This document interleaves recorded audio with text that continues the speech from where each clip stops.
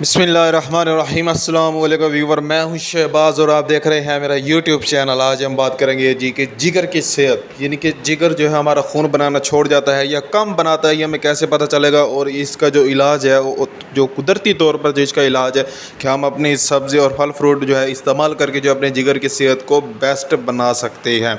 जी हाँ viewer, medicine का खाना छोड़ो, सिर्फ ये इस्तेमाल करो, आपके जो जिगर है वो खून भी बनाएगा, ताकत भी आएगी आपके जिस्म को और आपके जिगर को भी ताकत आएगी। जी हाँ व्यूवर, अगर आपकी रंगत पीली होती जा रही है तो समझे कि आप में आयरन की कमी है, आप में जो है जिगर खून नहीं बना रहा है। जी हाँ व्यूवर, इसके लिए अगर आपको जो है कुदरती तौर पर सब्जियों में इस्तेमाल की जा रही है वो है जी सबसे बेस्ट जो है आप गाजर का जूस इस्तेमाल किया करें और साथ में पुदीना इस्तेमाल किया करें। जी हाँ व्यूअर, ये आपके लिए बहुत ही बेस्ट है, ये आपको खून भी बनाएगा, जिगर को ताकत भी देगा और आपके जिगर की सेहत बहाल हो जाएगी।